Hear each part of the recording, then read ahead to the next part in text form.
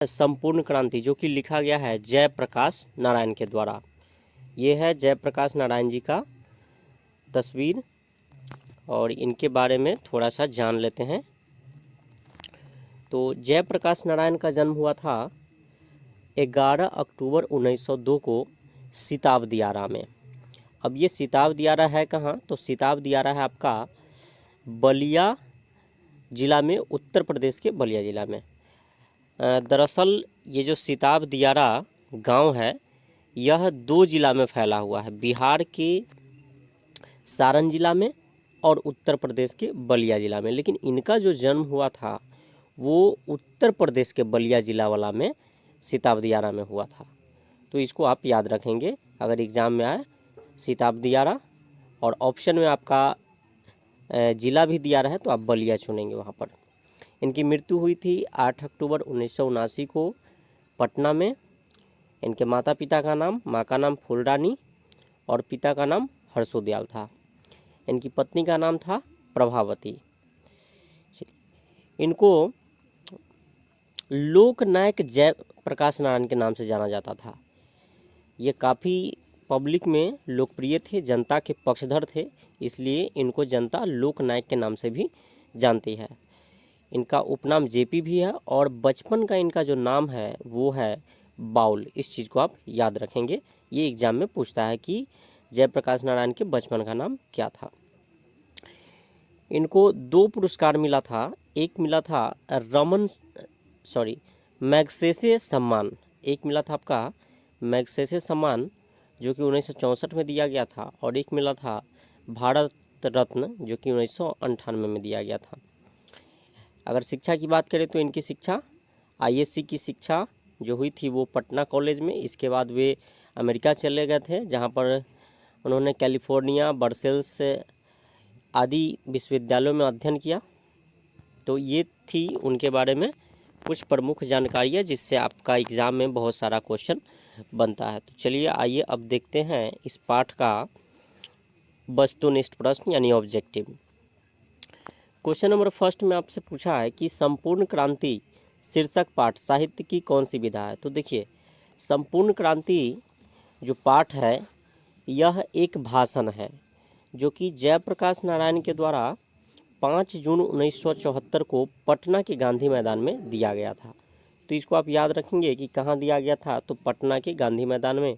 और कब? तो 5 जून 1974 को, क्योंकि यहाँ से भी क्वेश्चन आपका बनता है। तो इसका राइट आंसर आपका क्या हो जाएगा? राइट आंसर हो जाएगा ऑप्शन सी, भाषण। संपूर्ण क्रांति शीर्षक पाठ साहित्य की कौन सी विधा है? तो भाषण है। अगला क्वेश्चन देखेंगे हम लोग। क्वेश्चन नंबर 2 में पूछा है संपूर्ण क्रांति शीर्षक पाठ के लेखक कौन है। तो अभी हम लोगों ने ऊपर देखा कि संपूर्ण क्रांति शीर्षक पाठ के लेखक कौन है? जयप्रकाश नारायण, जिन्हें लोकनायक जयप्रकाश नारायण भी कहा जाता है, जेपी के नाम से भी जाना जाता है। तो ऑप्शन ए इसका राइट आंसर हो जाएगा।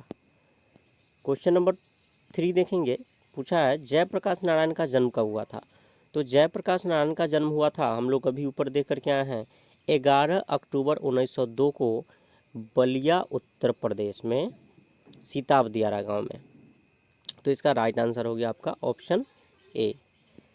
नेक्स्ट क्वेश्चन है आपका जयप्रकाश के बचपन का नाम क्या था। तो जयप्रकाश के बचपन का नाम था बाउल, जो कि हम लोग ये भी देख चुके हैं ऊपर। ऑप्शन डी इसका राइट आंसर हो जाएगा। क्वेश्चन नंबर 5 में है जयप्रकाश नारायण का जन्म कहाँ हुआ था। तो जयप्रकाश नारायण का जन्म हुआ था सिताब दियारा गांव, बलिया उत्तर प्रदेश में। ऑप्शन सी इसका राइट आंसर हो जाएगा। क्वेश्चन नंबर 6 में देखेंगे कि जेपी किस नाम से प्रसिद्ध थे। तो जेपी जो थे वो लोकनायक के नाम से प्रसिद्ध थे। तो ऑप्शन ए इसका राइट आंसर हो जाएगा। क्वेश्चन नंबर 7 में है आपका बिहार के छात्र आंदोलन का नेतृत्व जेपी ने कब किया था। देखिए, बात है 1974 ईस्वी की। उस समय हुआ था बिहार में छात्र आंदोलन। इसका कारण क्या था? तो बढ़ती हुई महंगाई, भ्रष्टाचार, बहुत सारे कारण थे। जनता असंतुष्ट थी सरकार से। तो उस समय जयप्रकाश नारायण के नेतृत्व में छात्र आंदोलन किया गया था। वो कब हुआ था? 1974 में। और इसी के बाद आपातकाल घोषित कर दिया गया था। इंदिरा गांधी की सरकार थी उस समय। तो इसका राइट आंसर हो जाएगा ऑप्शन बी। नेक्स्ट क्वेश्चन है आपका क्वेश्चन नंबर 8, संपूर्ण क्रांति शीर्षक भाषण जेपी ने कब दिया था? तो जैसा कि हम लोगों ने ऊपर देखा था कि 5 जून 1974 को, तो ऑप्शन ए इसका राइट आंसर हो जाएगा 5 जून 1974 को। और कहाँ दिया गया था ये भाषण? तो पटना के गांधी मैदान में, इसको याद रखेंगे। अगला क्वेश्चन आपका, जयप्रकाश नारायण को भारत रत्न पुरस्कार कब मिला? तो जयप्रकाश नारायण को भारत रत्न पुरस्कार मिला था 1998 में। अगर यहाँ पर पूछ देता आपसे कि मैग्सेसे सम्मान कब मिला था, तो वो 1964 में मिला था। उसको भी आप याद रखेंगे, एग्जाम में वो भी पूछा जा सकता है। चलिए अगला क्वेश्चन देखते हैं। क्वेश्चन नंबर 10 में पूछा आपसे कि जेपी किस प्रकार के विचारक थे? तो देखिए जेपी जो थे उनका विचार था समाजवादी, वे समाजवादी सोच के थे। समाजवाद में क्या होता है कि समाजवाद में व्यवस्था कुछ इस तरह से होती है कि सारा चीज़ सरकार ही कंट्रोल करती है। वो प्राइवेट लोगों के हाथ में कुछ नहीं होता है। वो सारा चीज़, जैसे कि बिजली बनाना हो गया या कोई कंपनी वगैरह कुछ भी है, तो वो सरकारी होती है। तो इसी को कहते हैं समाजवादी व्यवस्था। तो ऑप्शन बी इसका राइट आंसर हो गया। नेक्स्ट क्वेश्चन आपका, जेपी ने छात्रों के आंदोलन को बानी देने के लिए किस किस समिति का गठन किया था? तो जेपी जो थे, यहाँ पर किस 2 बार लिखा गया है, 1 बार होना चाहिए। तो इसका राइट आंसर हो जाएगा छात्र संघर्ष समिति। जेपी ने छात्र संघर्ष समिति का गठन किया था छात्र आंदोलन को बढ़ावा देने के लिए। क्वेश्चन नंबर 12 है, जयप्रकाश नारायण मार्क्सवादी कब बने? तो जयप्रकाश नारायण मार्क्सवादी बने थे 1924 में। तो ऑप्शन ए इसका राइट आंसर हो जाएगा। क्वेश्चन नंबर 13 देखेंगे। क्वेश्चन नंबर 13 में आपसे पूछा है कि जेपी के अनुसार राजनीति में भ्रष्टाचार क्यों है?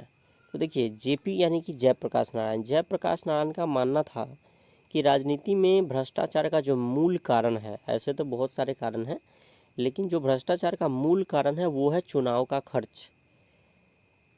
चुनाव में इतना ज़्यादा खर्च होता है कि कोई भी सत्ता में आने के बाद वह भ्रष्टाचार को अपना लेता है पैसे को कमाने के लिए। उदाहरण के लिए अगर किसी को विधायक में खड़ा होना है या सांसद में खड़ा होना है तो उसको करोड़ों रुपया टिकट के लिए देना पड़ता है, और बाद में जब वही मंत्री बन जाता है तो सोचता है कि हमने जो करोड़ों रुपया खर्च किया है उसको किसी तरह से निकाल ले, और इसी में हो जाता है आपका भ्रष्टाचार। तो भ्रष्टाचार का जो मूल कारण वो समझते थे चुनाव का खर्च, और उनका कहना था कि हमारी व्यवस्था इस तरह से होनी चाहिए, चुनाव की व्यवस्था, कि गरीब से गरीब व्यक्ति भी चुनाव को लड़ सके और उसमें उसको कोई खर्च करना नहीं पड़े। तो वो मूल कारण जो समझते थे भ्रष्टाचार का वो क्या है? तो चुनाव का खर्च। तो ऑप्शन बी इसका राइट आंसर हो जाएगा। 14 का देखेंगे, रिकंस्ट्रक्शन ऑफ इंडियन पॉलिटी के लेखक कौन है? तो इसके लेखक हैं जयप्रकाश नारायण, ऑप्शन सी। अगला क्वेश्चन आपका, किस पाठ में कहा गया है अगर कोई डेमोक्रेसी का दुश्मन है तो वे लोगों के दुश्मन है, वो जनता के शांतिमय कार्यक्रमों में बाधा डालते हैं, उनकी गिरफ्तारियां करते हैं, उन पर लाठियां चलाते हैं, गोलियां चलाते हैं। तो ये आया है आपका संपूर्ण क्रांति पाठ में, जो कि जयप्रकाश नारायण के द्वारा लिखा गया। ऑप्शन डी इसका राइट आंसर हो जाएगा। एक बार और देख लेते हैं इसमें क्या कहा गया है कि डेमोक्रेसी का दुश्मन उसको माना जाता है जो शांतिमय कार्यक्रमों में बाधा डालता है, जो शांतिपूर्ण प्रदर्शन कर रहे हैं उनकी गिरफ्तारियां करता है, उन पर लाठियां चलवाता है, गोलियां चलवाता है, वे डेमोक्रेसी के शत्रु हैं, डेमोक्रेसी के दुश्मन हैं। ऐसा कहा गया है संपूर्ण क्रांति में। और किसने कहा है? तो वो कहा है जेपी ने, यानी कि जयप्रकाश नारायण ने। इसका राइट आंसर हो गया आपका ऑप्शन डी। चलिए क्वेश्चन नंबर 16 में देखेंगे, इंफ्रास्ट्रक्चर का अर्थ क्या होता है? तो देखिए इंफ्रास्ट्रक्चर का अर्थ होता है आधारभूत ढांचा। अब आधारभूत ढांचा में कौन कौन चीज़ आता है? तो आधारभूत ढांचा उसे कहा जाता है जो किसी भी देश या राज्य के विकास के लिए जिम्मेदार होता है, जैसे कि स्कूल हो गया, कॉलेज हो गया, आपका सड़क हो गया, बिजली हो गया, अस्पताल हो गया, तो इन सबको आधारभूत ढांचा के अंतर्गत रखा जाता है। तो यहाँ पर क्या हो जाएगा राइट आंसर, आधारभूत ढांचा, ऑप्शन ए। इंफ्रास्ट्रक्चर का अर्थ क्या होता है, तो आधारभूत ढांचा। क्वेश्चन नंबर 17 देखेंगे, छात्र आंदोलन द्वारा जयप्रकाश नारायण क्या चाहते थे। तो छात्र आंदोलन के द्वारा जयप्रकाश नारायण चाहते थे दल विहीन लोकतंत्र की स्थापना। अब ये दल विहीन लोकतंत्र क्या होता है, तो ऐसा लोकतंत्र जहाँ पर कोई भी दल नहीं हो, कोई भी पार्टी नहीं हो, उसको कहते हैं दल विहीन लोकतंत्र। जेपी चाहते थे कि भारत में कोई भी पार्टी नहीं रहे। भारत देखेंगे, संपूर्ण क्रांति का नारा किसने दिया था, तो संपूर्ण क्रांति का नारा दिया था जयप्रकाश नारायण ने, यानी ऑप्शन ए इसका राइट आंसर हो जाएगा। क्वेश्चन नंबर 19 है आपका, जयप्रकाश नारायण को किसका दलाल कहा गया था। देखिए कुछ लोगों ने जयप्रकाश नारायण को अमेरिका का दलाल कहा था, इसलिए ऑप्शन डी इसका राइट आंसर हो जाएगा। क्वेश्चन नंबर 20, जयप्रकाश नारायण की मृत्यु कब हुई थी। तो जयप्रकाश नारायण की मृत्यु हुई थी 1979 में, तो इसका राइट आंसर हो जाएगा